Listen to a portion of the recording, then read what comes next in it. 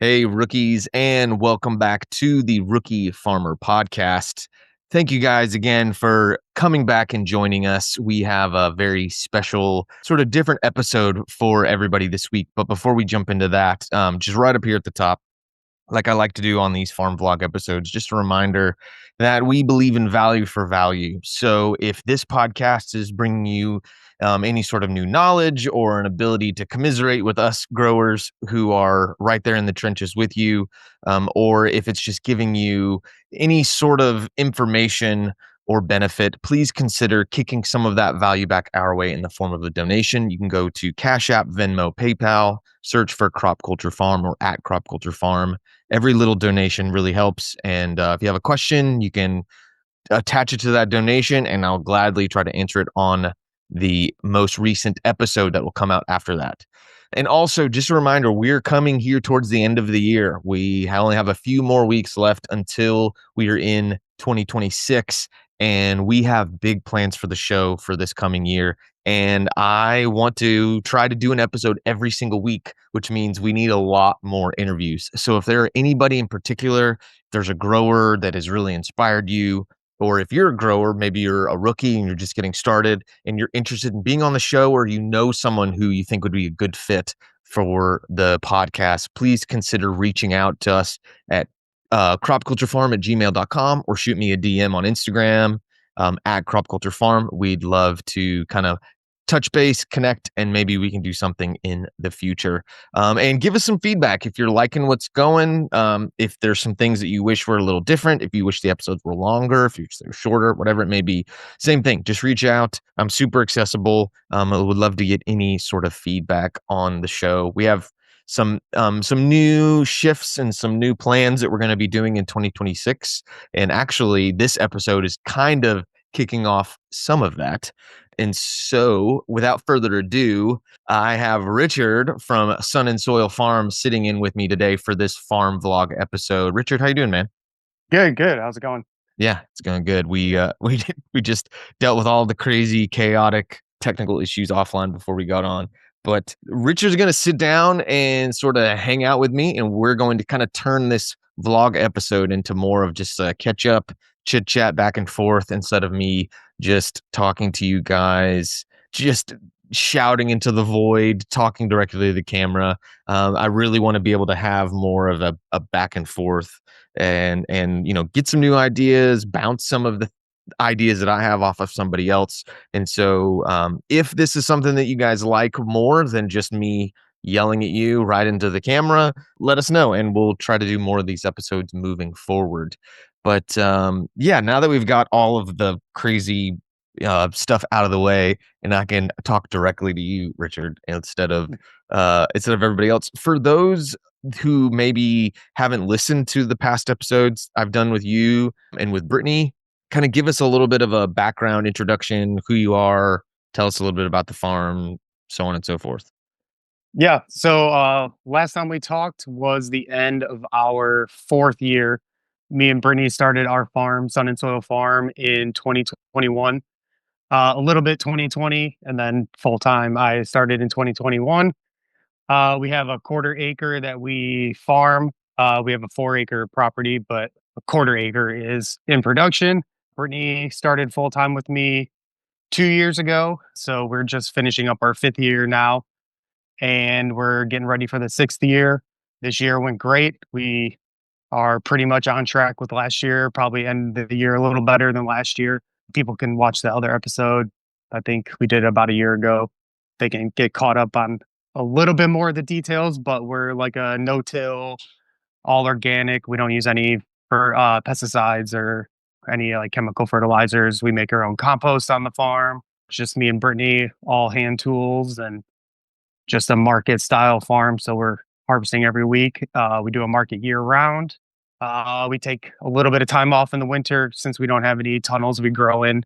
So we kind of just go big in the spring, summer, and fall. And then whatever happens in the winter, we were just talking about that, this cold snap coming up here. So we'll see what happens. But our year is pretty much over. We'll finish harvesting up a lot of the stuff that's in the field and go as long as we can. And then we pick back up in like around February and March. Yeah, that in our other conversations we've had, that's always one of the things that I kind of wrestle with is like, do I want to be sort of a 3-season farm, take Yeah. take the winter off and do that, or do I like the fact that we can basically just go all year long? I don't have to stress about, financially, are we going to be fine for 3 months or whatever. There's always that like temptation to be like, let's take a month off, let's do that. And then when it always comes down to it, I'm like, no, we have this opportunity and the farmers market starts in January. So let's just keep going and let's just keep moving forward. Yeah. Yeah, that's always the tough decision for us. We go back and forth. It's do we need tunnels? Do we try to like just do year round? The market's year round, so like that opportunity is always there. But over the years, we found just that little bit of downtime, even if it's just like December, January, gives us time to like catch up on projects, fix things, replace things, kind of just give us a little break. It seems to be working out, so we're just gonna keep at it. Maybe some tunnels in the future, but this seems kind of nice and it works out kind of with the weather here. It's really just kind of bad in December, January. So it's tough to fight it. So why fight it? Yeah, yeah. And when I'm out there and it's the wind's whipping by and that cold front's blowing in and I'm out there like fighting with row cover to try to do that. I'm like, Oh, yeah. I wish I would have taken December, January off. But no, you bring up like high tunnels. That was actually sort of my first little tidbit here, kind of with like the updates on what's going on with our farm. Yeah. Is we built this tunnel back in, I think April was when we finally got it up and we got it like skinned and ready to go. And if I'm being totally honest, like over the summertime, it didn't feel like it gave us that much benefit. I think some of it Hmm. was the poor quality of the soil in that area. I tried to amend it the best that I could, but um whether it just needed more work or, whatever it may be, we just really struggled and it sort of felt like it was a bit of a waste of space. Like, man, I could have done so many other things in this space, and it was really just like have a bunch of like, subpar peppers and tomatoes that we were just fighting through. Eggplant was the only thing that was really good, and actually, we're still harvesting out of one of those beds, which is wild that we still have eggplant that we got. They got transplanted, yeah, in like May, and Yeah. we're still harvesting it right now. But it really feels like now that we've transitioned, so we only have one bed left out of the 7 in our 72 by 30-foot tunnel. We only, so 7 or 6 out of the 7 beds have now been sort of flipped, transitioned into like fall winter production. And I think this last week was our first harvest out of that new planting. So we harvested some bok choy, some spinach, and some arugula out of there. And thankfully, it finally feels like it's like, "Oh, this is why we got this tunnel." Like, it really feels like, "Okay, this is gonna pay off. This is gonna really make a big difference over the wintertime." Just knowing, like, with that last cold snap we had, the beginning of, November, it just to be able to, like, shut the doors, cover some of the eggplant that were a little, on the more exposed on the ends, but to just be able to, like, close it was 26 degrees, and I didn't have to think twice about it, and I could, you know, keep it closed later into the day so that it could, really warm up before we open it up, and it just felt like a big game changer. Yeah, I feel like the tunnel for if we had one, I think the biggest change would be that spring and fall. Because the summer here, I mean, things would have less disease, things would probably look a little nicer. But for us, our biggest problem for the fall is fighting that losing sunlight. Mhm. So things in greenhouses, they just stay a little bit warmer. They get a little bit like they catch back up a little bit with those colder nights. So I think we have a few things out in the field that just always seem like they just like slow down so much coming up to the end of the year. And I think we just get a lot more production out of some of those fall things that like when we go to harvest like later into the winter, they'd be there when like in a week or two, they're just not, they just can't recover from weekly harvests like that. So I think the tunnels for us, especially, and maybe it sounds like maybe for you too, it's just like the summer, it's just it helps, but that spring and the fall is really where you get, like, the money out of it, having things earlier and producing better than they would. Yeah, and I mean, it's nice that because it is a covered structure, it's really easy to cover it with shade cloth, I Yeah, mean, yeah. we get such intense, like, summer sun that, you deal with like a lot of like scalding issues on like Oh your yeah, peppers and tomatoes, and then obviously, disease and stuff. But to be able to, I mean, obviously you have to invest in like massive shade covers to go over the tunnels, which we did this yeah, year. But it's so much nicer than like trying to attempt to put shade cloth over, you know, beds of tomatoes on like a Florida weed with T posts or whatever, just because there's no like, those T posts, it's just gonna like tear right through it, or you're gonna have to build some sort of structure. And at that point, it's like, well, you already got one, so you might as well use it. So it's been good. And I think, in a previous phone call that we had, I was like, I think I'm done with peppers. I think, I think I'm just completely over it. But yeah. yeah, maybe I just need to, like you said, work on building better soil, and hopefully we'll be able to like tackle some of those things in the coming years. Well, yeah, and but you mentioned the sun scald too. We've also taken notes the last couple years on the orientation of the peppers, Oh yeah. and I'm probably going to say it wrong, but the beds that we're running, was it north, south? Which direction? I'm looking over here now. The ones that are going, I think north south had less scald, just like the intensity of like that afternoon heat. uh Just the direction of the peppers, like a couple rows next to each other, kind of like can just give you a little bit of like earlier late afternoon shade that like I think helped a little bit. We just noticed on some beds that were different directions, just little things like that kind of help, especially with that crop planting that Brittany's big on. So Yeah, yeah, but it's been, I think overall, I'm grateful that like we're finally feeling like this was a good investment. oh Because yeah, because you're yeah, you're kind of worried, and there's always something, like every time there's a big storm, you're like, oh God, is this going to be the one that's going to like rip it out of the ground or rip off that, $600, $700 piece of plastic that I have on top of there, yeah, whatever it may be. And so there, it comes with like a whole added level of stress. And, you have to make sure that you're like watering it consistently, when everything else, as long as you get like good consistent rain, irrigating isn't as much of an issue. So, it, yeah. it comes with like a whole nother set of challenges, but and I don't even know if it's just the sunlight. There's something about it. Maybe it's the light diffusion. It could be a myriad of different things, but I just feel like the quality that comes out of it is like hands down. Like we've Oh done yeah, we've done beets, outside, inside, all over the place. And the beets that we grow on undercover, like in our tunnels, are like leaps and bounds better than any beet that we've ever grown outside. The greens are huge and they're lush and they have like no damage. And that was the same thing with the bok choy. Like we struggled to grow like a little Shanghai kind of smaller bok choy. And I was just about ready to be done. Like just to, like, even though that sells well, we're not gonna really grow this anymore just because it's been such a struggle. And then I was like, well, let's try it in the tunnel. And it's been like it grew faster than it did outside. It hmm, looks amazing. They're really big heads, and yeah, and like they're perfectly clean, almost zero pest damage. And it's like, yeah. oh, thank God, finally we have a win with this stupid crop. Yeah.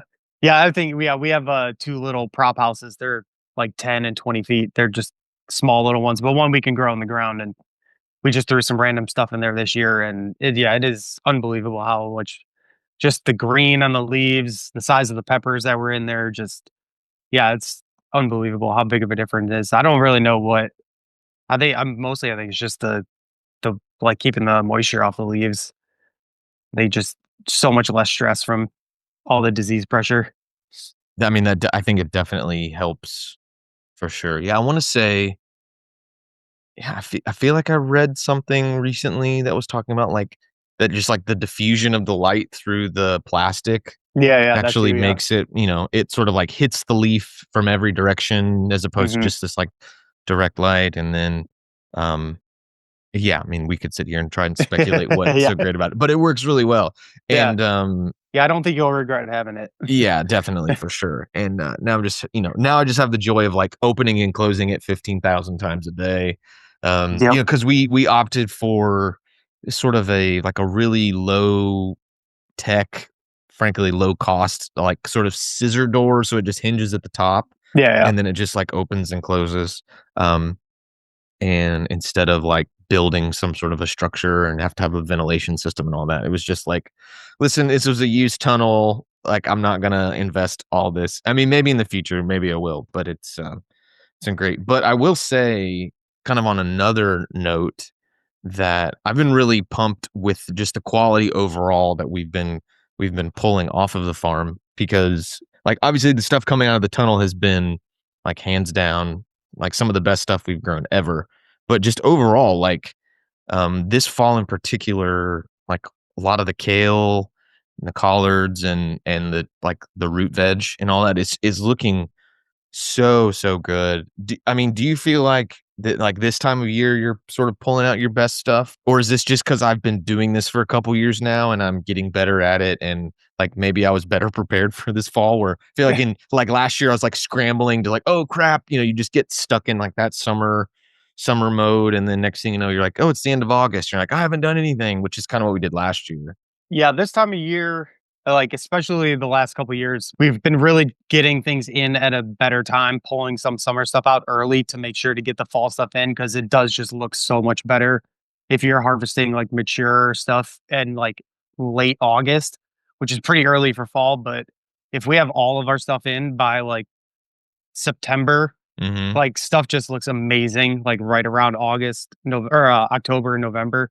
So I think just the every year things just look better just with soil health and managing that better, but just this time of year and then let just stuff has the sunlight, it has the warmth, it still has like it's like slowly getting less and less pest pressure as the fall and we get a little frost. So I Yeah. think just having things in the ground at the right time for whatever like area you're in, I think you could probably push things a couple weeks further than we could because we start getting into those colder nights a little earlier. But yeah, just knowing the experience from years past, just getting things in when they need to get in to make sure that we have enough for that we're not harvesting stuff like way too early while it's still like trying to put on a bunch of growth.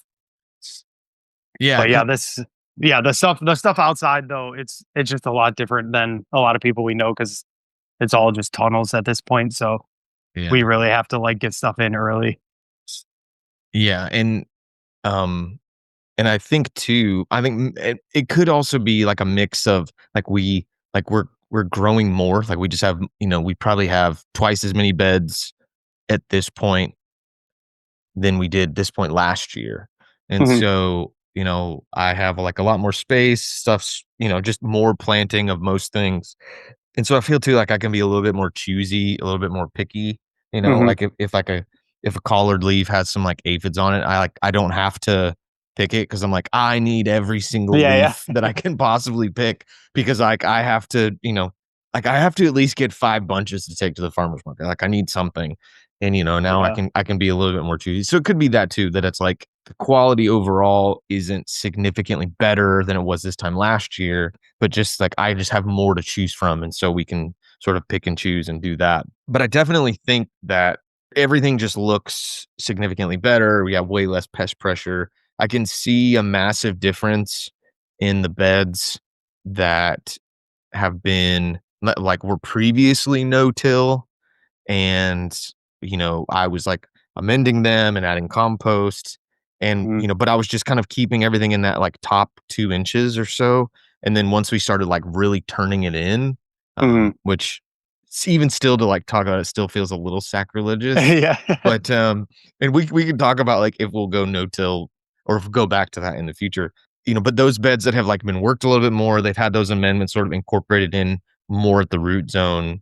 Yeah, like I think back to a bed that's got kale in it right now that looks just like lush and amazing. And in the springtime, that had arugula in it. It was just yellow and sad, and it was just really, um, really under fertilized for lack of a better term. And so Mhm. I think some of it too has just been like just sort of pivoting and changing sort of in the short term just to be able to generate, a halfway decent crop has made a big difference. The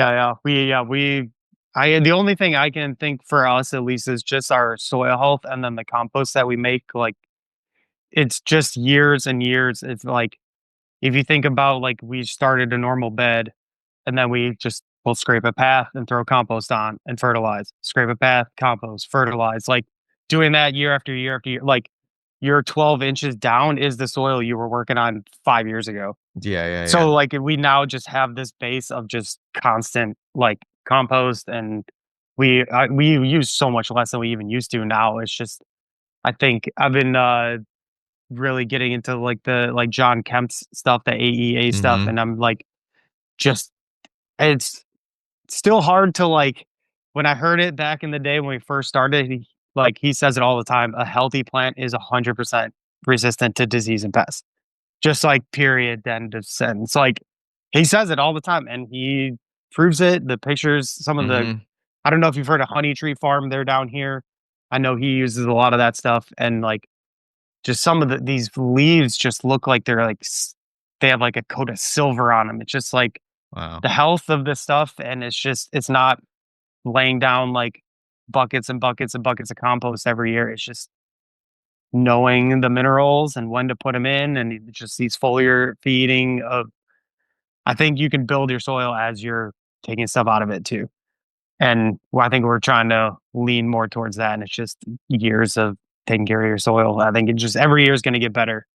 Any farm that I've ever talked to that has done it less than us, just every year gets better. Just keep doing what you're doing. Like it will get better. And that's really sort of my hope. I kinda hate that I took the sort of, like, short-term gain approach, but, I mean, at the end of the day, it's like, I have to be able to, like, produce something that I can sell to, like, earn a living, if I want to extend, like, the health of my soil into the future, Hmm. it's like it's almost like you kinda have to do these, like, short-term measures to be able to even, like, have any sense of longevity, Yeah. and that's kinda what I just try to, like, remind myself, when I, like, run that tractor through there with, like, some compost and, some other stuff. It's like, what we started out with was, like, so poor, Hmm. and, 4 or 5 months worth of, like, no-till practices, like, just wasn't going to fix it. I should have added, 4 or 5 inches, 6 inches of compost and really balanced the soil with, like, some other fertilizers before we started, and unfortunately, Hmm. we kinda just went into it, and I hoped kind of talking to 2 of the previous people that had been on that property, I was kind of banking on the fact that there was, like, more nutrition in the soil than there was, and so, all of a sudden, yeah, we kinda hit that point where it's like, "Oh, crap." Like, we've gotta make some big changes now that are kind of gonna go against the sort of like the ideal situation moving forward. But just because we've gotta get these soils balanced, moving away from just like NPK, doing a lot more micronutrients, um, focusing on, more stuff like magnesium. We've been doing some gypsum things to try to flocculate some of those clays. Yeah. And Yeah. and I feel like we're starting to see the benefit of that. And now that's my hope is that um, we'll be able to make that transition back, kind of going from like we went like no till to like shallow tillage, shallow-ish tillage. And then now I feel like I'm hoping that we can kind of go low till to then eventually maybe take that step back to not really having to do, and if we do anything, it'll just be like surface cultivation, just sort of get a good tilth just to plant into. But I wanna get back there so bad. Like, I'm every time I, like, run a pass down the bed, it, like, breaks my heart a little bit more every single time. I don't think you got to worry. I think if you're thinking about it like that, I think anything you do is going to be a little or a big improvement. So I think if you're conscious about like the way what you're doing to your soil, I think every year you're going to try something different, and it's always just going to benefit it. Because if I had to go run a tiller through some of our beds right now, I don't think I'd be heartbroken about it. Yeah. I would just, Yeah. I'd get some more get some like some foliar, some like soil prep for it, do some more compost, make sure we got back into it with the prod fork. And I don't think I would lose sleep over having to till something here or there. But Yeah, and you just I mean, that is kind of part of, like, the hard spot of this space sort of, Mhm. is that, like, you hear something and you hear someone talk about it with, like, such confidence and passion, and you're like, "This has to be the way, like, this has to be the way that it does," like, I Yeah. feel like this is so true. And then it almost becomes this, yeah, this like religious belief. And you're like, I'm apostate now. Like Mhm. I've turned away from the church of no till. But it's like at the end of the day, it's like it's just a management method. Mhm. There's plenty of people that I see producing really great stuff that do tillage like in a very strategic way. I've also, and I can attest to this, as one who has, I've also seen people that go like no till, biodynamic, all, check every box. And there's Mhm. stuff like it's sad and it's weak and it just looks bad. And so it's like, there's a thousand things that you can and can't do, but at the end of the day, yeah, we just have to like nobody has my soil, nobody has my market, nobody is me, Mhm. and I just have to sort of find that niche or whatever. But then, another interesting thing is we were, as we're kind of coming to the end of the year and I'm like looking at the books and looking at what we spent, like I think for the price that we can get for compost, if we had a pretty effective method of applying it to beds other than just like wheelbarrow load after wheelbarrow load after Yeah. Yeah. wheelbarrow load, like I think we can start to replace a significant amount of our like fertilizer inputs with like locally sourced compost Mhm. and really kind of aid in that transition back instead of just trying to amend the native soil, like incorporating more, like bringing in more fertility and doing that. And so that's kind of my hope is that I don't know if I'm go like we're not buying any more fertilizer, like our soils are still not totally balanced, like we still need to keep doing that. But I think um I'm gonna crunch the numbers a little bit more, and even like talking about this is a big part of it too. Try and see if if we can cut our fertilizer bill in half and take that money that was budgeted for that, and then purchase compost instead. Yeah, maybe we'll do like much lighter applications and treat it more as almost like treat it like a fertilizer as opposed to like a growing medium that we're trying to really plant into. Yeah, I think, yeah, like, that's kinda how I look at it because we for, like, a 25, even, like, a 50-foot bed, it's just, like, 2 buckets of our compost, 2 Oh wow. five-gallon buckets, so Yeah. I treat that as just, like, the last part of my amending, so I think this year, we kinda did a little bit less fertilizer than last year, and the next year, I kinda wanna do less and try out some of those, like, foliar mineral Hmm. feeds and try to see, like, how little we can get by with, but it's kinda scary, I wouldn't never do no fertilizer, but I think the benefit of like that good compost and just the years of soil health is, we could see the difference. I think it's making a difference over the years. Yeah, and I mean, I will say another nice thing about, like, having a small tractor and being able to do that is, like, I can incorporate in cover crops pretty well now, you know? Like, Yeah, I wish we could do that. I just, like, tilled in a whole bed of arugula the other day, and, like, I look at it now, and it's like a perfect fluffy like, you would never have been able to tell that there was a scrap of arugula in that bed. And Mhm. it's nice because then now I know that, like, that's all like, I didn't cut it out and throw it on a compost pile, like, that's just all those roots, all of the you know, anything that was sort of attached to the roots. Obviously, I know it got, like, blitzed to hell and, got all that oxygen added to it, but, Yeah. we're still, like, reincorporating all that back in, we're not yanking out roots and throwing them away, like, we're still sort of practicing a lot of those practices. We're just, having to like work that soil. So, but I can also save by like doing more cover cropping and like reincorporating, spent beds, you know, that'll allow us to also hopefully build some of that fertility as well. Yeah, I guess, yeah. I mean, what's worse, you tilling your beds or we have some beds that are empty right now and Mm, they're gonna be empty for till January or February maybe. Like, what's worse? We leave the roots in, but like mhm. that's not ideal. We don't have tarps to, like, cover them.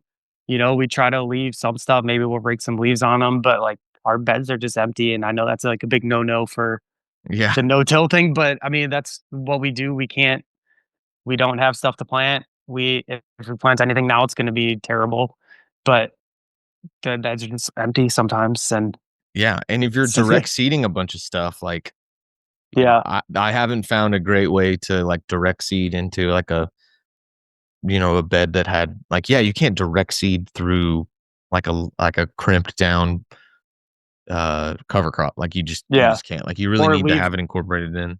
Yeah, or leave the roots in some kale that was in all Yeah. spring. Like that that is like a welcome mat at your front door of roots. Like there's no way you're like we have to rip those roots out if we're gonna direct seed something like that too, which is also like a I hate to do that too, but this is also a business at the end of the day. So it's like some things gotta come out and you just gotta get Mm. them out the way you need to and Yeah. move on to the next one. I wanna say it was it Helen Attow? I think that's who it was, who talked about how, like, her rule is, like, we only till if if we're adding in organic matter. And so Mhm, that's kinda what I'm hoping that will be, that'll kind of become the new standard moving forward, that it's like, mhm, we're not just gonna till because that's what you do before every bed flip, but it's like, or if you are, like, if we are gonna till at every bed flip this next season, then it's like we're gonna either be adding compost or we're incorporating it in. Like, I've got this like 100-foot bed of arugula, and half of it has been sort of like harvested sort of pretty regularly, and then the back half just I haven't really got to it, and so it's too big. I can't really sell it, and so kind of mhm, my thought was it's like I have a bed like 3 beds down that is like ready to be flipped, and it's like why don't we just like cut all of that arugula off, add it to that bed, and then and then it sort of gives us like fresh new growing tips so we can get one or two more cuts off that arugula. mhm, um and then but then yeah, we're sort of incorporating that to the next bed. So yeah, that's sort of the goal for this coming year, is to I honestly have kind of treated the chunk of this year of like, all right, let's just go back to tried and true the way I was taught at the other farm. Like, I know this will work. Let's just mhm, be really amending these soils and like working them, make sure they're getting worked in well, incorporating things into the soil when we can.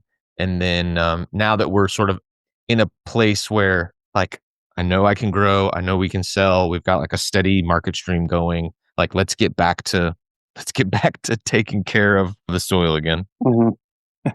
Which actually, talking about that like market stream, that's like another one of the new things that I'm trying to retool as we're kind of coming into the end of this year and looking at the crop plan for next year. But my question for you is like, do you have an idea, like at any given time, like how many varieties that you're taking to market?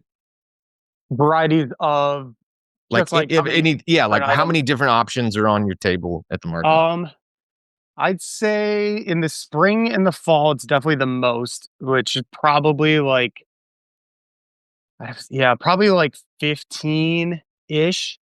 Spring, we probably have a little less because the fall, some of that summer Yeah, stuff's yeah, carrying yeah. over. So yeah, I'd say like probably 12, 15 in the spring. Summer, it probably is about 10, give or take when things are coming or going. And then probably like the most in the fall. Just still having like peppers and some of those Mhm, things that kind of like we can do them all year round. Uh, but yeah, we kind of slowly have been cutting back on like the variety, not enough that we like have a variety on the table, but we're definitely consolidating more to like the things that we know are going to sell, the things that are more profitable, like per bed foot. mhm. Just because are more for us because our limited space. We talked about it a lot in the other podcast, but with a quarter acre, it may even be less than that. We were like talking about it before. It may even be less than a quarter, but it's so like get stuff in, get stuff out, and it's got to be. We can't Mm. be bringing stuff home from the beds that we have. So it's definitely consolidating into less variety, but it's still, I think, it's a pretty. I like people walk up to the table and I think they're like happy with like seeing the variety of stuff. We don't just have like three things on the table. So. Yeah, 'cause I feel like I'm kind of trying to do the opposite. Mhm. Like, I went into this season thinking like, yeah, here's like a core handful of things like I know will sell really well, or I think I know they'll sell really well, and we'll just like double down on those. And then like we won't do any of the fluff. We're not gonna do a bunch of weird stuff. Like the weird stuff doesn't really sell. Yeah. And I think, maybe it's just our market in particular, but like I realize everybody has such a wide variety. Like, Mhm. obviously you have your standards, you have your carrots and your kale and, so on and so forth. Peppers, tomatoes, eggplant in the summertime. But, um, most people are bringing like 20 to 30 different items, at Yeah. every single spot. And if I'm over here with like, yeah, like 15, it not that it's like I'm trying to compare myself, but I've just started to realize as I have sort of added some new things into the mix especially over like the late summer when we really started pivoting.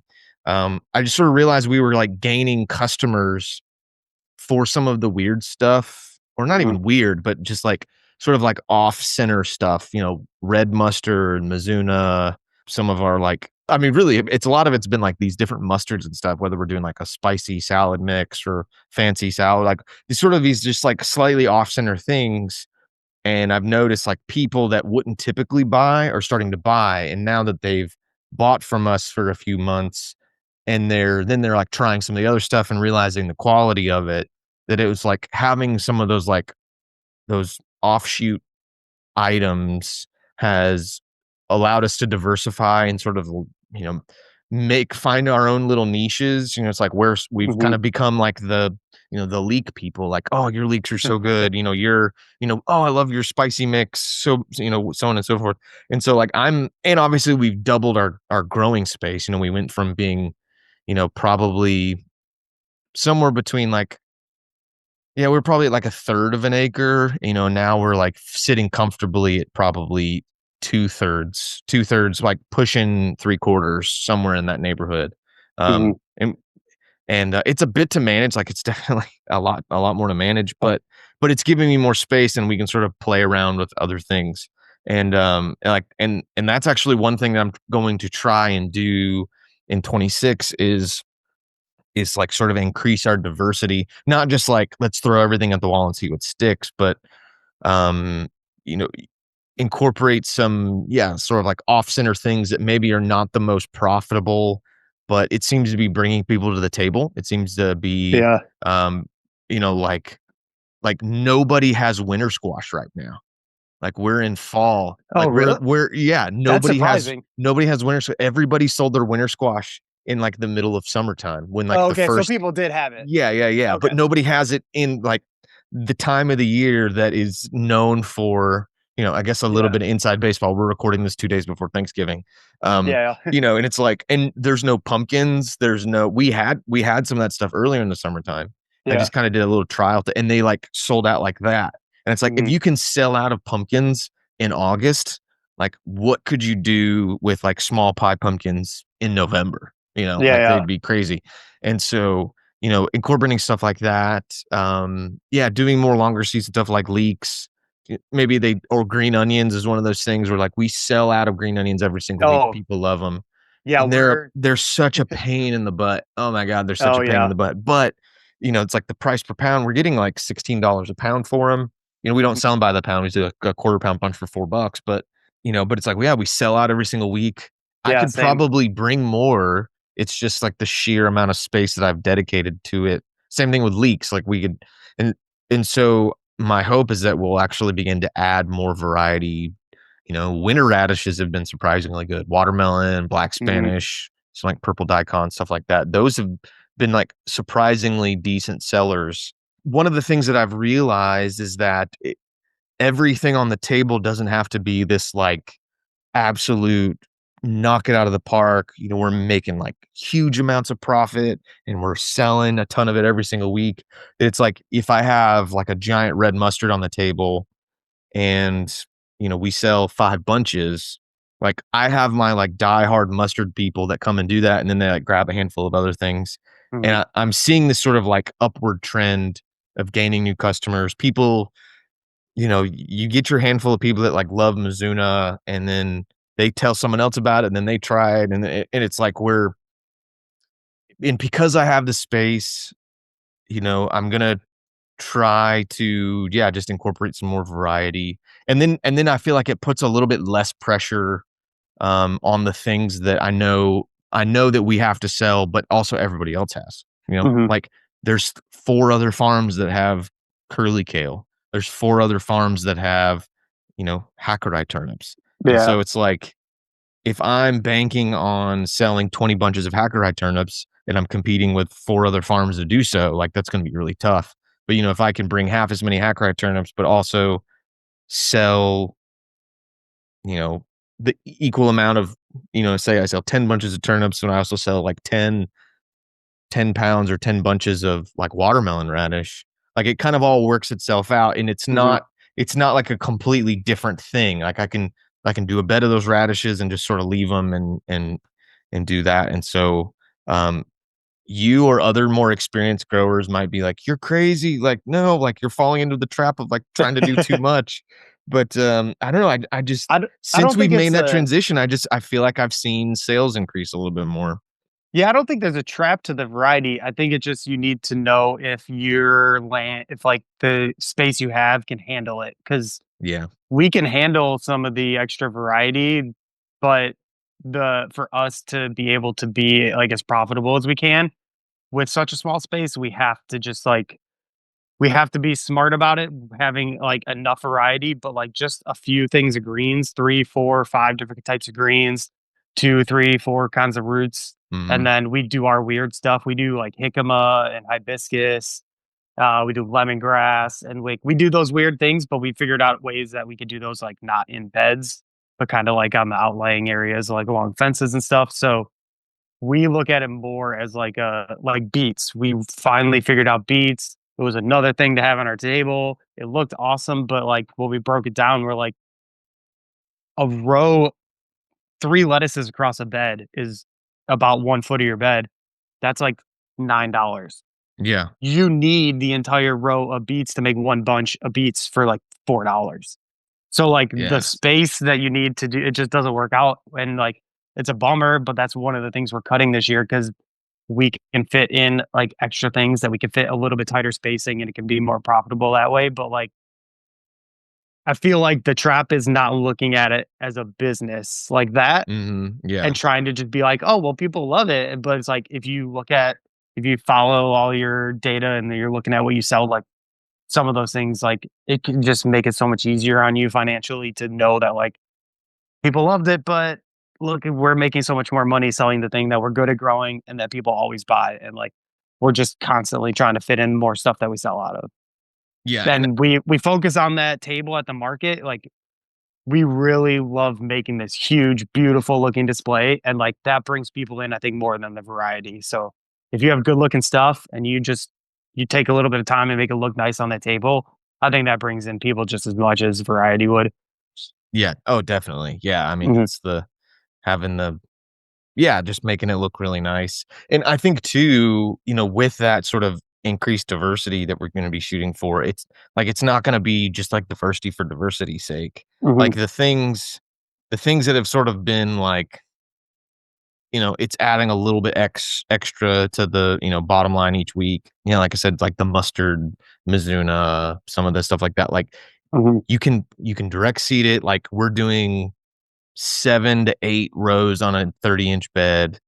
It will do like a 50-foot section and I can harvest it for like at least this time of year, like we can harvest it for like a couple of months. Oh yeah. And Yeah. and so it's like and when you planted that densely, you're not dealing with as much weed pressure. Hmm. Um, it has some pest issues that can sort of get managed, but and then like on the flip side, things like the winter squash, the winter radish, the leeks, kind of more of those longer season things. Those are sort of on the other side of thing. Like they take up a lot of space, but they're at least in our context, they're kind of almost like a set it and forget it in a way, like, especially the leeks, like, you Hmm. can kinda just, like, plant a ton of them, and then, like, maybe you deal with a little bit of caterpillar issue, but for the most part, like, nothing's gonna really mess with them as long as your Nice. beds are, like, mostly fertilized well, like, they just kinda sit there, and they look like they're never gonna grow, and then one day you're like, "Oh, look, they're big enough, we can harvest them now."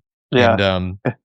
And, so it's like it's almost like the things on the 2 extremes, like, we have enough space that we can devote some more real estate to be able to do these longer season things that Hmm. are, sort of eye-catching, get people in, and they get really excited to buy, and then they sort of, like, add other things. Or they're like, "We can dedicate a 50-foot section of one bed for mustard, and we'll be able to satisfy everybody's need for that for the next 4 months, and it's not holding up a bunch of real estate that could be dedicated to arugula or whatever." And so I think that's the goal now is like now that we've sort of decided that we need to add a little bit more, It's like where, yeah, like trying to find the varieties. Like we found one thing that seems to work really good for us is fennel. Mm, We're not growing a lot of it. yeah. We're doing a small thing, but it's also one that like chefs really like. And so if I can like boost my wholesale numbers too, maybe, maybe they just want the fennel, but if I have the fennel, I've sort of noticed like you offer a couple of other small things like that, and then they might be more apt to like, well, I'm already spending this much with them, so let's just go ahead and get 10 pounds of arugula, and then Hmm. boom, like now you've got this like super awesome order. And so, yeah, it's just trying to like find the things that make sense in our context. We're not going to add like 5 different varieties of salad radish. Yeah. It's just like maybe we'll find one that works well and stick with that, and maybe we won't, which actually kind of leads me to the next thing, which is been going through like the crops that were like big winners and losers for us this year. Hmm. And definitely some of the ones that were like the biggest losers. Um, Number one was salad radishes, like across the board. Like they Okay. just, we did French breakfast. We tried another round radish. Um, and it was just, it didn't matter where we planted it. Like if it was outside, it was just an absolute nightmare. Like we have black rot issues, which is like the number one issue. Yeah. And then like crazy misshapen thing. And a lot of this could just be like lack of soil nutrition and the black rot issues. But um it was just one of those things that felt like every time we would do a planting of it, we were just struggling to find anything in that bed that was like worth harvesting to take to market.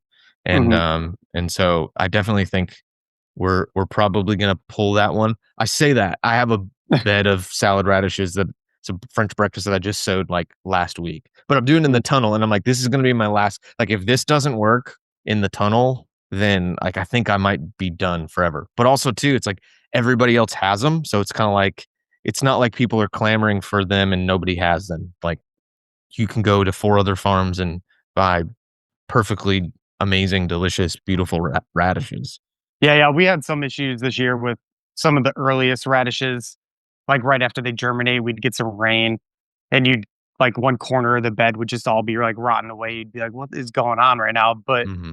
we did last year. We tried like I think 11 different kinds of Oh radishes. my We god. would every bed we did, we would just do like 10 feet of this different variety, along with our like standard rover from Johnny's, and it's just no one cared. They just want the red radishes.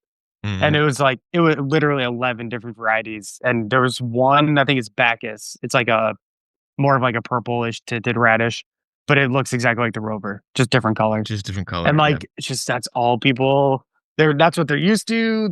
They would try those other things, but at a farmer's market, they're just like, I need a radish, red ones, that's it.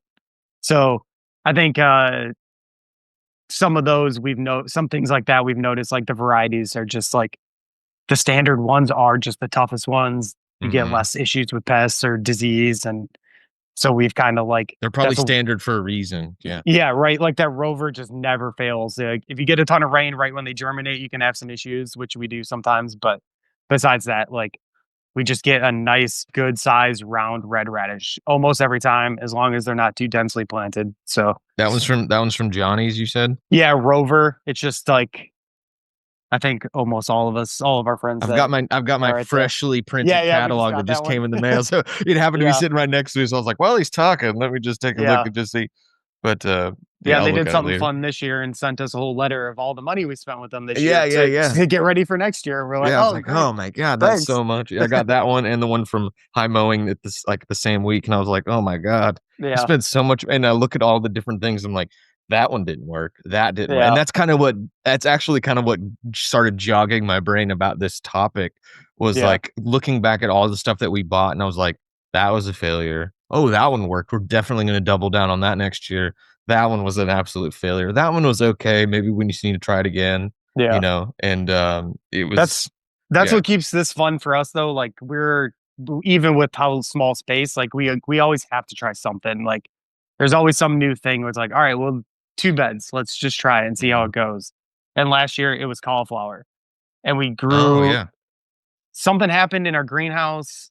We lost like 2 or 3 weeks of like a bunch of crops. Like, so we were like running around trying to like reseed stuff and get some stuff going. And We planted some cauliflower. It worked great. And we planted some in the fall. We just harvested some of the best cauliflower we've ever grown.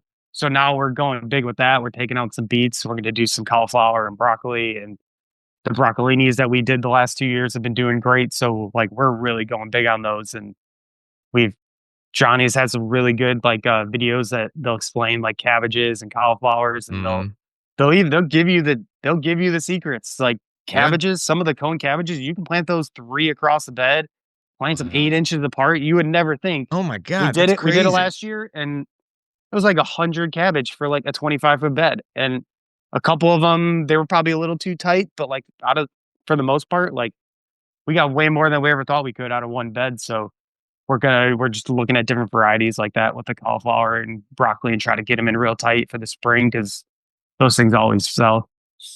Yeah, because that's one of the ones that like we're doing a trial with some cauliflower right now, and actually probably should have harvested those today. Maybe I'll do them tomorrow when when I'm harvesting the Yeah, those are broccolini. tough to know when to harvest.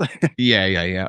Um, but yeah, that was one of the ones where it's like the economics, I just didn't know how they would work out. Like, I know I can sell them, but it's like, man, Yeah. they're a lot more finicky than like a cabbage or, Hmm. a winter radish, but they take so freaking long.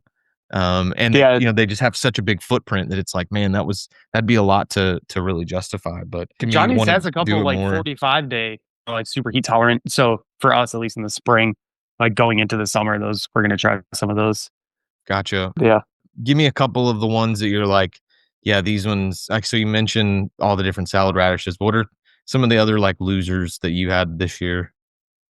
Beets for sure. Not Yeah, losers, but like they grew fine, but yeah, it they just just doesn't kind make of, sense for yeah. us. And then sunflowers, a couple years ago, Oh, I was thinking about we adding sunflowers. yeah, we grew it's the pro cut, the single cut ones. Mm, They sell, but just being able to work them in, they need to be planted like right around when all the other summer stuff is, and like it just they're just such a hit or miss for us at our market that mm, like it's a nice thing to have on the table. It draws people in. We'd sell like maybe 30, 40. We would just have a bucket and you could get 3 of them for like $5.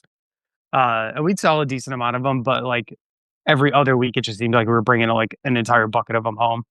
And just you have to harvest them every single day. You have to have the walk-in going constantly, putting them in fresh water, like trying to cut them at the right time so that they're opening on the market on Saturday. But then every day you come home and all the sunflowers are open on Saturday when you get home from the market. So you like yeah, it's just like one of those things that we kept holding on to, but it wasn't like a failure, but it just doesn't make sense anymore to just not like a thing that sells as good. And then just a couple, we always seem to try some like, oh, here's our big time saver thing, and like try to seed something in like July. And like we just look back at it, we're like, what were we doing? Like we know better. yeah, We don't direct seed anything. Like the only carrots and radish, the only thing we direct seed. And we're like, why are we trying in like the hardest part of the year? So like we plan a little vacation in the end of June for us to like go to the beach for a couple days just to like yeah, we have the greenhouse empty for a couple weeks. We don't plant anything for like a couple weeks right at like the top, like the heat of the summer. Uh, so just trying to like cut out doing stupid stuff like that and just get those more heat sensitive things into like the broccoli and cauliflower. Some of those you can grow them all summer. So we're just gonna kind of shift over into something that's like a little bit less like harvest every day in the summer kind of things to like kind of bring us into the summer from the spring. And but it's mostly just though like this year I feel like we nailed the variety of things that we grow, and now we're just kind of more shifting to like what do we do more of, what do we do less of. But mostly it was like some of that like spring and summer, like the beets and the sunnies that they just don't make sense anymore. It yeah. sucks because I love beets. I love growing beets. I love having those on the table, but just not. We can't sell them for enough. Yeah, and I don't know what's more heartbreaking, having something that you like, will sell really well, and it's Mm, just like struggle city all the way, from start to finish, whether it's like, oh, they're not germinating well, or it's like they're disease prone or whatever. yeah. Or if it's the thing that it's like, I could literally forget about that plant for 6 weeks and then come back and Hmm. it's gonna be perfect and it's gonna be beautiful. and I could take 1,000 of them to the market and I'll sell 2 of them. Yeah, And, yeah. that's that's kinda one of the ones for us was like a larger, I can never remember the difference between the 2, between like a bok choy and a pak choy, but, Uh, like the I think big the pak choi has like the white usually has the white stem, and bok choy usually has like a more green tint yeah, to it. yeah, so like the big white stem pak choy, Yeah, yeah. the like, we've grown it for a couple of years, and I mean, it's like it's surprisingly, like, frost tolerant, like, we've had it Mhm. through some crazy cold nights, and it's like and it just you'd think with that big those big stems that it would just, like, burst, and it just, like it can take it like a champ. It can get some pest issues, but it just grows so fast, and they're so big, and they're so delicious, and, I mean, these massive, huge, like, succulent-looking things on the table, Yeah. and it's like we've sold them for, like, a song, and people are just like, "No, not interested." Mhm. It's like, yo, like but yeah, but then you bring the small, like, little Shanghai bok choy, and, yeah, and you just sell a ton of them, and it's like Mhm. you could get one of these massive bok choys that are, like, twice of one of these little ones for the same price, and they're like, "Nope, I like the little ones."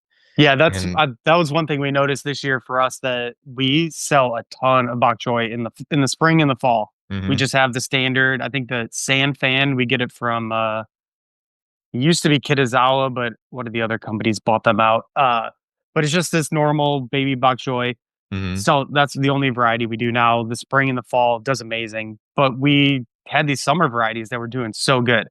And like we'd bring them to the market, we'd have these nice tall bok choys, and we're like, people, do you not know how hard it is to grow this in the summer? Like, look at yeah, all this bok choy, and like no one seemed to nobody care. But cared. like, I feel like a lot our market people are really into like the seasonal eating. Mhm, So like, you have those things that you're like, oh, people love bok choy, they're gonna want it in the summer too, and then they just don't. And you're like, spend all this time trying to like do shade cloth and keep it cool and grow it through the summer, and it just that was one of the other things we tried this year. We just had a couple beds of those, and they did fine, but they just didn't sell as well, and just could have just been more tomatoes or peppers for us. yeah, I mean, yeah, and that's sort of like for us, one of the other ones, like I've mentioned before, it's like we struggled with peppers, but I think also too, it's like there's such an abundance of it. Everybody has them, and they have Mhm. a lot of them, and they look great. That it's kind of like, because you think, oh, like I'll do like a purple pepper, like an Islander purple pepper, and it's like, oh, Mhm. everybody's got those. So like, well, hey, let's not bother with that. Like, well, I'll do like a big bright red bell. Like, oh, everybody's got that. Like, I'll do, you know, like a Corno de Toro, kind of like a Carmen. Everybody's got Oh, yeah. that. Like, oh, we'll do Jimmy Nardell, like everybody's got that. And so you're like, oh my God, like every time you like jump in to try to find a new niche, like it's already filled. And, Mhm. and most people aren't buying like pounds and pounds and pounds of peppers week after week after week. It's like maybe they buy like two, Yeah. and so, but the one thing that, that like nobody had, and it kind of blew my mind. It's like nobody had any greens through like the middle of summer. And I was like, surely these guys are like Mhm. pros. Like they know what they're doing. Like they'll they'll throw We some don't. shade cloth or whatever. They'll do whatever. And it was like, and all of a sudden I showed up with like lettuce mix the second half of July, and it was like, you would have thought that I put, like, free on the sign because it was like they were going Yeah. so quickly. Same thing with arugula. It was like and people were like, "Nobody else has greens." We started doing, like, a baby red Russian kale, and we'd go from, like so this time of year, maybe we'll sell 25 bags on a good day of, like, arugula and 20 bags of, like, a Salanova mix and, you know, Mhm. 5 to 10 bags of, like, a kale mix. But it's like, yeah, like the end of July, beginning of August, we were doing like I think one week we did 50 bags of arugula, and that's 50 quarter Wow. pound bags for $5. And we Mhm. were doing 40 bags of Salanova mix and 35 to 40 bags of baby kale mix. And it's like, oh my God, like nobody like we Yeah. totally had the corner on the greens market. And so I think, sort of transitioning away from the things that didn't work, like the things we want to do more of, it's like definitely like we've got to get our like summer greens thing dialed in because like Mhm. while everyone else is just like loaded down with peppers and tomatoes and eggplant, we'll still do some of that, for sure. But it's like if we can get summer greens worked out, like it'll be like we've kind of all because of that, we've kind of become like the greens farm. People are like, your greens are so much better than everybody else's. Oh my gosh, Mhm, this is amazing. Which I don't know if ours are better than everybody else's. I kind of feel like I've tried their stuff. Their stuff is freaking awesome, but I appreciate the mhm. compliment. Yeah. But it's like if we can get that dialed in and figure that out, like I think that could be a big game changer for us next year. Yeah, I think just taking notes, trying to, like, learn your market, Hmm. it'll always change, like, we're always like, "Oh, this worked last year, but why didn't it work as good this year?" But you kinda get to know the market, and like you said, you had a hard time selling peppers, we're probably doing more peppers. I Yeah, just there's 4 or 5 other farms, they all have them, but we all do great. We bring some home, but, like, as far as having them into, like, the fall, it's just such a staple crop for us, and we can hang on to them for a couple weeks if they don't sell, and we usually get through them. And, we even sell the green ones right before frost. We'll cut all the green ones, sell those for, like, 2 for a dollar or a dollar a piece if they're nice big ones, and we'll get through them like I that. couldn't sell a green bell pepper if my life depended on it. No way We're I and would we're sell. selling the green Carmen peppers. Oh, And man. we're like, Yeah, "Hey, those are great. Yeah. they're the peppers you had all summer. They're just Yeah. we got frost and these are the green ones." And people are like, "Oh, they're still good." We're like, "All right." Yeah, And, great. Awesome. okra, I think you said you don't do a lot of okra. We're gonna do even more okra Oh, this no, year. we do a ton of okra. Yeah, I I Okay. I've gotta dial in. I don't know, we'll see. Yeah, it's like it was that last frost. I think, yeah, when we talked on the phone a couple weeks ago, I was like, "Yeah, I gotta go pick the last of the okra." It's November.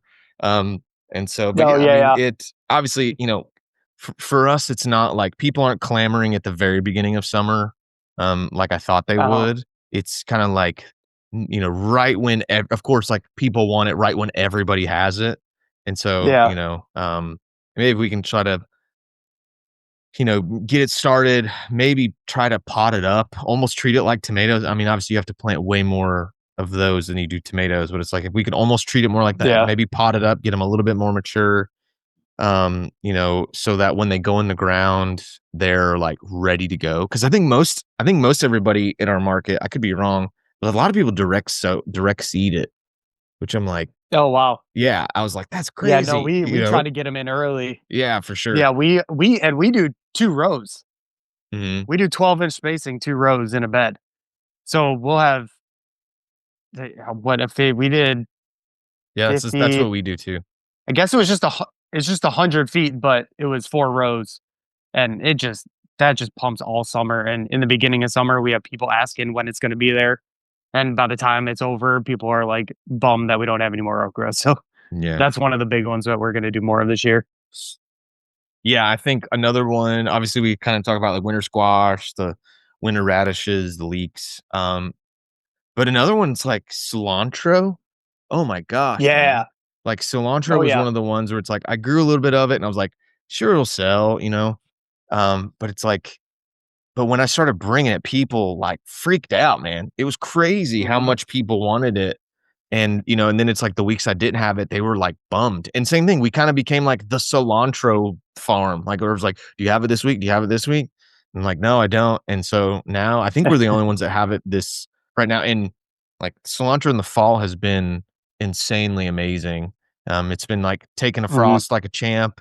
It's almost Oh getting yeah. It loves too the fall. big. Like it almost kind of looks like tiny celery. I'm like, I got to start picking this Yeah. Yeah. way more often, keep it nice and small.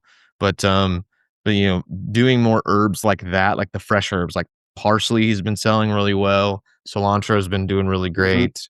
More of the like other, like your oreganos, your thyme, sages, like those don't do as great, but something about those like leafy fresh herbs, people just go nuts for. Like we sell a lot of dill. So I think we're gonna try to expand more of the Yeah. stuff Yeah. like We do that too. where it's like, yeah, like I can dedicate 50 feet of this and I can't pick it all it's like Hmm. it's just so prolific. It just keeps going and keeps going. And you just pick it forever. And so it's like, yeah, I think we're gonna start dedicating more space to like culinary fresh herbs and stuff. Yeah. The cilantro is big for us. I think this week we brought 60 bunches to the local food co-op, and then we sold I think 40 or 50 at the market. Wow. So we could do like 60 to 100 bunches every week, and Brittany will be out there for like 3 hours cutting cilantro. But it's one of those things that you get multiple cuts. You can just load the bed up. We do 4 rows across, I think, like 6 in spacing, Mhm. and you can just harvest off that all the, especially for the winter. That thing we've had that handle like 0 degrees, Yeah, it's and we come crazy. back a couple weeks later, and it's like, all right, what do we, do you need some cilantro this week? Yeah, Yeah. the cilantro is a big one for us. And I know, like, kind of the last one on my list, it's like it's not as much of, like, a new crop as much as it's, like, a varietal change, but Hmm. it breaks my heart to say this, but I think we just need to really focus in on, like, some good, like, hybrid slicing tomatoes like Hmm. and move away from the big, juicy, delicious heirlooms just 'cause it's killing me, man, like, just the Yeah, pest pressure. I mean, pest pressure with tomatoes, I feel like that's kind of like, a hornworm's gonna find it. It doesn't care what it is, it's yeah. gonna find it. But yeah, just like the late blight issue that we had this year and some of the other, the cracking and the splitting and some of the black blossom end rot issues, like, they're just so, um they're so finicky no matter how big and delicious they are. It's just, um, I've gotta do something that's more productive. Do you do tunnels in the field, or do you have those in the tunnel too I did a little for bit the of both. tomatoes? I did a little bit of both. I trialed some Okay. field tomato production, and that was a disaster. That was an absolute nightmare. Yeah. Um, but the stuff in the tunnel, we kinda treated the same. We have one tunnel that we did, kinda your lower and lean, keep it to one Yeah. vine, and then in the other tunnel, because it's so tall, um, I didn't really have a great way to, like, string up from the top of it, so we just did floor to weave inside, Okay. and, that was better than outside, but not that much better. Mhm. Yeah, because we always do them. We do everything outside. So Yeah. I think a little bit, it's a little off of our plate to know that like our tomatoes are outside. Like something is going to happen at some point in the summer. Like they are going to get disease. They're gonna die. Like we get afternoon rainstorms all the time here. It's like the worst thing to have have it rain and then be night and the plants be wet all day or all night, and then Yeah. there's nothing you can do about it. It just rains all the time in the summer here. So I think there's a little bit off of our back knowing that like we just need to get the tomatoes in. We can get some awesome tomatoes for like 3 months, have them until like September, and then we just pull them out, get ready for the fall. I think Mhm. I like that about our tomatoes because we could just do some cherries, we do some Romas, and we've noticed that, like you were saying with the heirlooms, it just those taste great. There's a couple really good varieties out there that people can grow and bring to market. But yeah, you just kind of got to do those hybrid or greenhouse variety tomatoes because they're just great. Like some of them taste really good. They produce really well. You have way less disease. And I think that's just one of the things I like about not having tunnels is I don't stress about the tomatoes. We get plenty of them. If they die, that's all right. We have an early start to fall then. Yeah. Now, and if correct me if I'm wrong, but you guys do kind of the lower and lean outside, don't you? You do like the Yeah. trellis to make you jealous, the Joss Satin thing? Yeah, yeah, and then so we've always done just like 2 beds next to each other. This year we're gonna do a little bit extra and we did 2 50-foot beds next to each other. We usually just do 25 feet. So we'll have the 250s and yeah, just 10-foot T-posts. And then I have just like a wire I can connect the two Mhm. and then just makes one big circle and we can lower and lean them like that. It's it seems to work pretty good if you keep stuff outside, especially the cherries, like the sun golds, and the red cherries. If you keep them trimmed, you could trim them a lot. You could trim them a lot tighter than you think, just like leaving 2, 3 feet of the vine at the top, like growing, cut all the other excess foliage off. The disease, you can stay ahead of it pretty easily. And Nice. then we're usually done with them. People are usually sick of tomatoes around here about like September. So other people have them in their tunnels and yeah, They can have they it. can worry about trimming them into October. Yeah, yeah, yeah. Yeah. Yeah, because it's like our one tunnel that we did the lower and lean. We had some disease issues. I still don't really know 100% what it was. And I was able to kinda stay on top of it for the most part by keeping them really trimmed Hmm. back. And eventually it just kind of succumbed to whatever it was. I'm not 100% Yeah. sure, but I mean, the difference between that and the ones that we did, even in the tunnels with kind of your standard Florida weave, I mean, it was night and day. Just to be Yeah. able to like not have to hunt. You don't have to like Hmm. hunt for a tomato in this giant jungle of foliage. Hmm. And so, but I was thinking like I think I have enough room. I think the tunnel is tall enough that I could probably do 10-foot T posts, so they'll be 8 feet high more or less once it's done. Yeah. So Yeah. I think I may do some investing in some of those and try to do that. So kind of do that like outside trellising system inside the tunnel just because it's so tall. Um, and so yeah, hopefully between um, picking some different varieties and some better plant management, maybe we'll have a bumper crop. Or I don't even want a bumper crop. I just want like a good solid, because for us it's not as much the issue of like the stuff that we're producing isn't very good and we're not getting enough of like a lot of it. Like when it's on, it's on. But the problem is it's like it's great and then the late blight hits and then it's like it's done, And like we're Yeah. talking like I think I had maybe a month of like solid, consistent tomato production. I had a couple of like a month and a half before it was like they were just coming on. It was kind of sporadic, more cherries than slicers. And then in like a month where like everything synced up, everything was great. And then it was like the late blight came and it was done. And it was like it's not even worth it to take 7 tomatoes to the market. It's like this, it's almost an embarrassment. Like I'll just eat those myself and just not tell people we have tomatoes. Um, and so yeah, hopefully, Yeah. hopefully, Yeah. hopefully be able to stretch that out and we probably need to plan on doing a couple of successions so that we can kind of anticipate, because I think that's another like rookie mistake that I made with stuff like our cucumbers, winter squash, or summer squash and tomatoes, like some of the things that are a little bit longer season like that, like Uh, I sort of trusted that they would do what they're supposed to do and not have any issues. And I didn't have like backup. Like I should have probably had another bed of tomatoes like ready to go. And even if the other ones are still producing, then it's like, all right, then we have the problem. Like maybe we just need to find more places to sell these tomatoes or offer more to the restaurants. Um, instead of being like, oh crap, this bed of tomatoes is crapping out on me, and it would be 6 weeks at the earliest before I could ever get anything in the ground ready to go. And then it's another however many weeks until they're actually harvestable. And so I think that'll just be another management issue of like having another succession ready to go. I mean, worst case scenario, you don't have room for them. You take them, you sell them at the market as just plant starts and you yeah. move Yeah. on. Yeah. We always try to have at least some sort of backups for those things like peppers or tomatoes. At least just 10, 20, 50, whatever, just sitting around. And yeah, like you said, we just sell the plants at the end, or it sucks, but we just have to compost. You know, we I would rather have a few things go to waste than like constantly sell out at the market. Mm. So like, just having a little bit of that extra at the end, like always having some extra plants in the greenhouse is never a bad thing. But we don't really usually succession any of the tomatoes or peppers or anything. We just do the squash and cucumbers. And even then it's like two or three really early successions and then And then you're done. call it quits. But that's just mostly because of the outdoor growing. So Mm. but you should maybe think about trying some Romas. Mm. We had really good luck with Romas the last couple of years, and What people who like varieties to did you do grow? preserving. Um, shoot, your Brittany's the one to ask for that.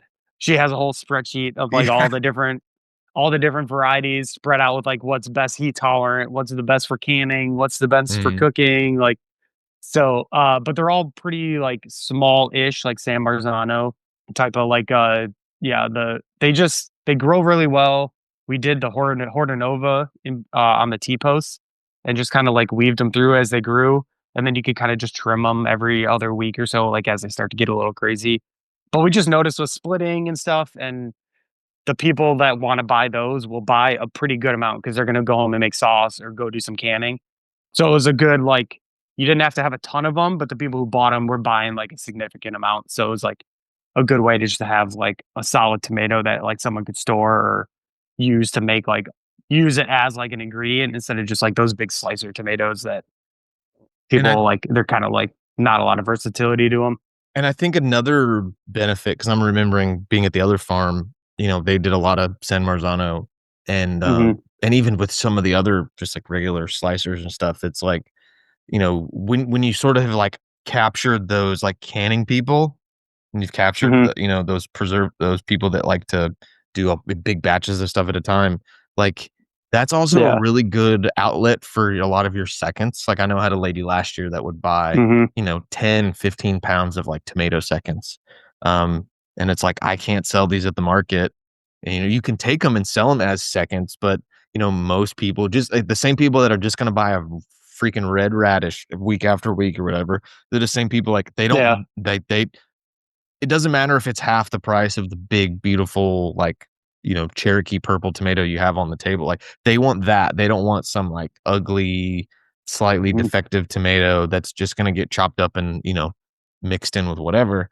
Um, and so, yeah, so Yeah. maybe, like, sort of focusing in on those, like, canning, sauce making, processing people, then if you do end up with, like, something bad happens, you get some weird sort of issue, you can have a bunch of seconds and, it's a little bit easier to offload it to those people instead of like they only want to buy absolutely perfect, pristine, Instagram worthy tomatoes. Yeah. Yeah, we played around with 2 years ago with, like, successioning, like, determinate varieties Mhm. so that we could, like, have, like, little chunks of planting, but they'd all be ready at, like, a couple different week intervals, so that kinda helped too also with the disease because you were like, "Well, this has like, a specific shelf life, like, this plant will die at a certain point." So being outside, it wasn't a big deal, like, you harvest and then that was it. You could just pull it out and get on to the next thing. Yeah, because So I I think really we wanna do I need to try and, like, dial in those, like, determinate, like, your really traditional, like, determinate field tomato, varieties and Yeah. kind of the management for that because, yeah, like, that would be great for our restaurant sales too, because they'll buy super awesome, amazing heirloom Yeah. tomatoes and stuff, and they'll pay a good price for them. But, they're only gonna buy so many because 'cause they're, like, dicing it up and putting one slice on a plate or whatever, you know? But if you can come to me like, "I got 20 pounds of whatever," and it's Mhm. just like 20 pounds of a tomato, they're like, "Heck yeah, because 'cause we're gonna make sauce or we're gonna do this." Now, like, we have 2 Italian restaurants now, and so it's like, if I can just be like, "Bro, I've got 20 pounds of, like, Amish paste or San Marzano or whatever," like, they'll go nuts for Mhm. that, and so, yeah, if I can figure out, like, a field determinant that I can just, like, do them, get them over there, let them rock and roll, and then just harvest them all and do a few successions, then I think that'd be a big benefit to the bottom line. Oh, yeah. They have less issues with, like, splitting and stuff too. Yeah, they're made to just take a beating out there. Well, listen, dude, we could probably Yeah. talk for like another 3 hours, even though I think we've been doing this Oh, for yeah. like hour and a half or whatever. But just for the sake of all the people listening at home, let me just kind of run through a couple of farmers market things and we can kind of chit chat about that and then we'll land this plane. Because I feel like that we always end up talking about Yeah. farmers markets as like a fellow market farmer.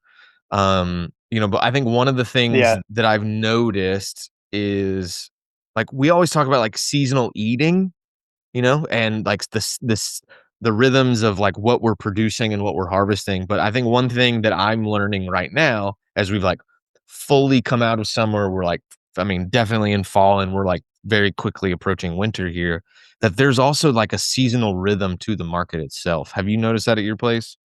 Oh, yeah. Yeah, we usually have, the spring is definitely the best, and then, summer stays pretty consistent, and then, yeah, we get that little tick up in the fall, and probably this market right after Thanksgiving is when it really drops off. So, especially for us, like I keep talking about growing outside, we're kind of like forced to do that seasonal kind Hmm. of growing and harvesting. And uh, so that's like this time of year. We just have those kind of staple fall crops with like collards and kale and carrots.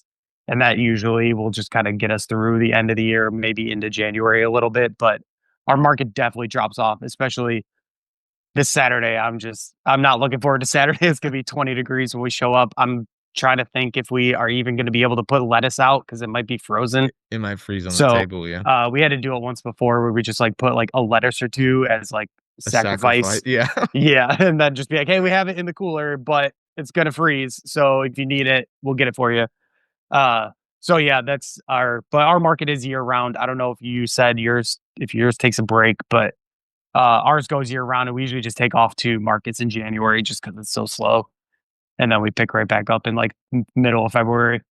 Yeah, we go year we'll take, like, the Saturday after Christmas off, and then we're right back at it, and so and it's funny because like, this and I think each market's a little bit different because like, the peaks and valleys of this market have been almost the complete opposite of what we experienced last year, where it's like spring was insane, it was so busy, and then summer just tanked, and it was just dead. Oh, really? And no, yeah, it was so hard to get people like we really like slogged through the summertime. And then it sort of picked up a little Uh, bit in the fall, but never really recovered. And it was like May, like April and May were awesome. And then everything else after that, like you can look at our mhm. sales numbers. Like if you when you chart them out, it's like the highest that we did was was April, and then May was a little bit less, and then June was a little bit less, and then and it just kept ticking down, and then it kind of leveled out in the fall, and here it's been the opposite where it's like January, February. Now part of it is because there's just less growers, but there's still just as many people, Yeah. and so it's like January, February were like almost record numbers for us, comparatively speaking. Mhm. And then like once everybody else comes back in March and April, it like tanked. Like it literally cut our sales in half for like 2 months. Um, Damn. and yeah. And then May sort of recovers, and then like June, July, August were like our best months, like back up to like Mhm. top of where we need to be. And then September, and then yeah, like October was kind of one of our slowest months that we've had, which I thought was going to be the opposite.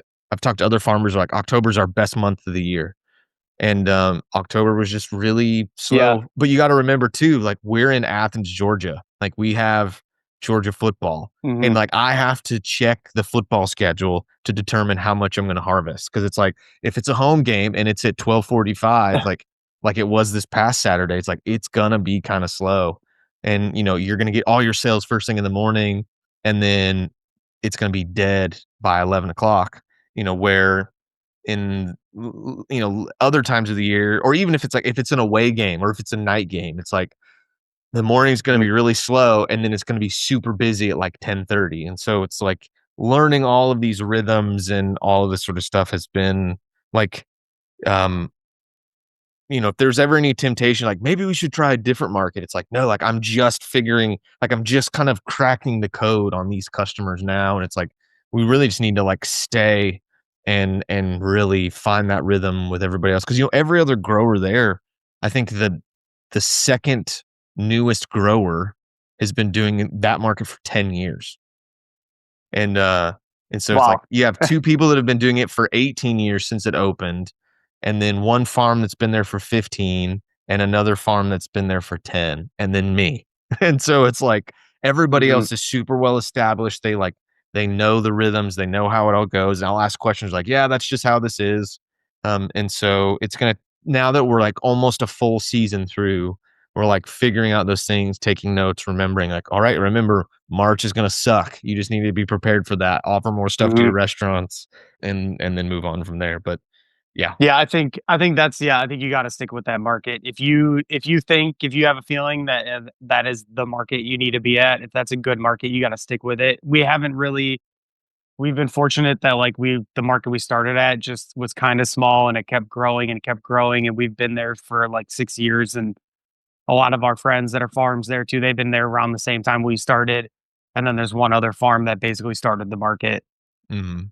15 or 20 years ago or something, but uh, yeah, it's just been a solid market, and you just gotta stick with it and just try to learn it. Try to learn those seasonality, like ups and downs, and if you can stick with it, I think you just gotta. That is the biggest thing for us is we can grow tons of food, but like being able to sell it and have the market we have is, I think, a big part of like why we have been successful. It's just we have a solid market, and we're just slowly figuring it out and figuring out what we can grow and how much we need to bring there. Yeah, absolutely. But yeah. and that's honestly kind of one of the weird spots that I'm in is, this market is like 85-90% of our sales every week. Mhm. And then we do a little bit of restaurant stuff. Um, and, but I'm kind of finding the issue is a little bit that it's that like now that I've been doing this a little bit longer, we have more space. I'm a better grower. Like now I'm growing more than I can sell, Mhm. especially overall. Like there's certain things, I'm always going to sell out of broccolini. I'm always going to, I thought I was always going to sell out of carrots. And now it's like, my God, I only sold half the carrots I brought, which is Yeah. crazy. Same for Um, us this year. and so, and I think it's just timing. Everybody's got them right now. Yeah. Once let me get a month down the road, 2 months down the road, and everyone's gonna be, I'll be back to selling 50 bunches of carrots on a Mhm. Saturday in January. But now it's like I'm taking home more than I've ever taken home, Mhm. not because I'm selling less, because I'm selling more overall than I ever have, but I'm also taking home more than I ever have because Yeah. I'm bringing so much more, which is great. That means I'm producing a lot more. Like, it's just, now it's like, all right, this bed of lettuce, like I would have been lucky to get 2 harvests out of it. And now it's like, I've been harvesting off that same bed of lettuce, like, and not just cut and come again. Like, I'm just leaving heads out there. I'm like, they'll stay fine. It's like I've Mhm. been harvesting off of that bed for 4 weeks. Like, I just had so much. It was just able to, like, I could there was just more lettuce. It didn't have the pressure. It looks great, better varieties. And so now I'm in this like weird in between where I'm growing more than I can sell. And Mhm. I'm not at a place where I'm like, I'm making plenty of money. I'm fine. I'll just cut back. It's like, no, like we still need to kind of get a little bit better. And it's not like I can like sell a third of my chunk of land and like, oh, that's less than I have to pay. Like the sort Yeah. of the operating costs are sort of locked in at this point, more or less. And so it's like, but I'm in this weird in between where it's like I'm producing more than I can sell, and I'll add 1 or 2 new restaurants to the account list. And, restaurant sales don't pick up because, restaurants are finicky. And, I've added 1 new restaurant. They're buying 3 times as much as any other restaurant is, which is great. And that helps for sure. But it's like, but you can't bank on that. Like you can't grow and scale on like the fickleness of unless you like go all in on restaurants, or you just have to have really good relationships and find those like golden geese that will just buy everything week after week after week. But even the ones that I have that are like that are kind of transitioning and it's not the same way anymore. So now I'm like, all right, do we think about adding another market, even if it's like every other week or couple weeks? Do we try to do we attempt to do some sort of like off farm or like on farm sales or a CSA? Do we add more restaurants? Like, what do we do? And it's because it's like, I don't feel like I've reached my max of like, this is as much as I can possibly produce. Like I have so much Mhm. more ability to become a better grower and grow more space as my management is getting better. So I have the potential for even more, but I sort of feel like we're hitting this like ceiling of what we're able to sell at the moment, Yeah. unless we make like a big pivot and add like a whole nother can of worms of like managing a CSA or selling to some big co-op, which is going to require like a whole new delivery scheme and doing all that. And Yeah. so I feel like I'm almost kind of stuck between a rock and a hard place for 26. Yeah, we were at that point pretty I think probably like 2 years ago where we were like, all right, like we kind of know what we're doing. We're producing a decent amount of stuff, but like we're like, is it variety? Is it the seasonality of it? Are we just not like can the market just not handle this? And then we decided to do that CSA, but we keep it very small. It's like 10 to 15 people just for spring, summer, and a fall for like very short amount of time. And it adds a lot of work. It adds like a lot of logistical stuff and emails that you have to send out every week. But like it does kind of like finish off that like 10-20% of like things that we Mhm. were bringing home. Those just even those like 10 CSA people, they pick up at the market or at the farm and it kind of just like allows us to bring home like as little as possible. And then just those little tweaks of like, all right, we need to stop growing these so we can grow more of this and to get like the things that are actually selling out, like have enough. Cause we're always kind of right at this point of like, we could have more, but like we want to have the variety, but like we don't quite sell out. But like it's kind of nice to be right at that like I'm okay with bringing home a little bit of stuff, but like just because I don't want to like lose out on sales by not having enough of it. But Mhm.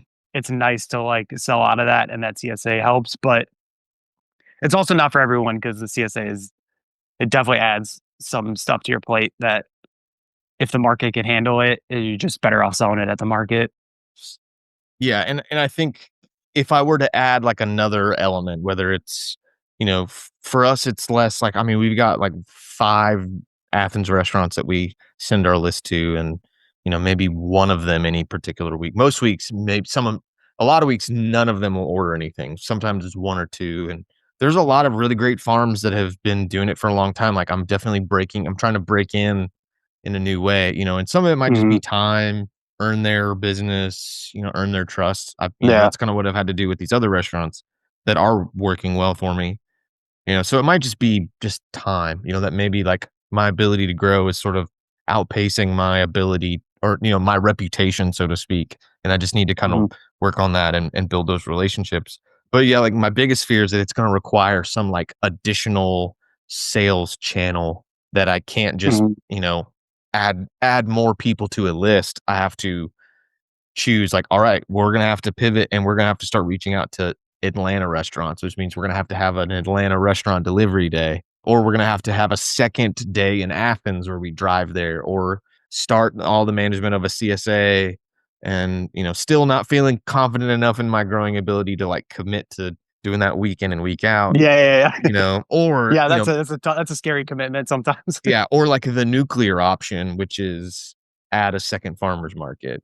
'Cause Yeah, it's that's because it's tough. just me, like, I can't really afford to send somebody else. I don't think we're growing enough for a second farmer's market.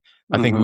we would end up just sort of dipping into our ability to sell as much as we can in Athens, and it's gonna cost way more because like, I have to have a second vehicle, Hmm. all of this, the second setup, and you're paying someone, Second market fee. yeah, and it's not you, so then you're, like, hoping that the other person is communicating your Hmm. farm and presenting the farm well, and if they know that you're not the farmer, and, like, I've noticed, like, people tend to kinda be like, I really wanna like, buy from the farmer," and so, like, yeah, it's just this, like, uncomfortable no man's land that we're in of, like, "Alright, do we scale back? Do we just try and hope that over the next couple of years, as we build that reputation in Athens and we sort of earn our spot, carve out our niche, that we'll be able to generate more sales, even it's like, is it our spot? Like if another farmer leaves or we get a new market manager and maybe they kind of retool things and they move me over there with the other growers, like maybe our sales will increase that way and then we'll be better. There's so many different variables Yeah. that you're trying to figure out. And I'm just like, but all I know is like I can't like I gotta just keep trying to grow as much as I can in the hopes that, we'll be able to sell it as opposed to wishing that I had more sales outlets, but not having enough to satisfy them. Yeah, it sounds like from like what your day one with Diego when you were first starting the farm. Like it sounds like now that market, that Athens market is just I think you just gotta stick with that and just little Yeah. tweaks here and there and like find the different varieties and just taking notes on like we'll even take notes on sometimes like that last market we had right before Thanksgiving. We'll take a note on what time we sold out at. Oh, So, wow. like, even if we need to, like, harvest more or, like, make sure that thing's, like, right front and center in the in the middle of the table, first thing in the market, pile it up super high, like, get all that sold real quick, like, just little things like that, like, it sounds like your market is, like, the one you need to be at, and then just Mhm. the experience, being there, gaining, like, traction with customers that they know that they can go to you for certain things every week, and I think that's made the biggest difference for us, I think, it's people recognize us now. They've, like, bought something at least one time, and then we're like, "Oh, oh, okay, these kids do know what they're doing." Like, so Yeah. I think it's just time, and the market sounds like it's a good market. Because 2 market I did 2 markets our first year, and that was just dude, Yeah. you look back and you're like, "What was I doing?" Like, we had It no sounds place we brutal. did not need to be at 2 markets. And it was just yeah, it was just too much work. Yeah, and even trying to do, like, a second market during the week somewhere else, that's just like Yeah. I already feel Those like yeah, I those don't have. weekday markets are, oh, Yeah, I they're already feel tough. like I don't have enough time as it is, because then it's like, say what you will about getting up early and Saturday mornings, but, like, by the time it's all said and done, we get home at, like, usually 2:30, 3:00. It's like, I still have the rest Yeah. of my Saturday to sort of relax, work on something, but it's like, yeah, you do an evening market and you're like, you come home and you're like, I'm going to bed. Oh, that's how I feel Um, after Saturday. yeah.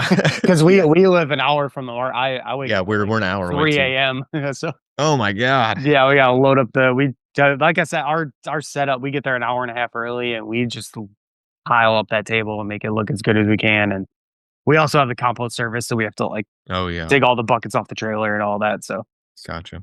but Well, man, this was fun. yeah. I really sort of enjoyed this new way of doing this instead of me just, I feel like we covered more, but somehow like covered less of the stuff on my list just because we talking back and forth. But this is really great, and Yeah. definitely want to keep doing this. This is really great. But and maybe in the future I'll figure out a better way to wrap these things up and how to like put a bow on all this. Yeah. But yeah, if you guys enjoyed this talk with Richard, I can anticipate you'll probably be hearing him a little bit more in the future.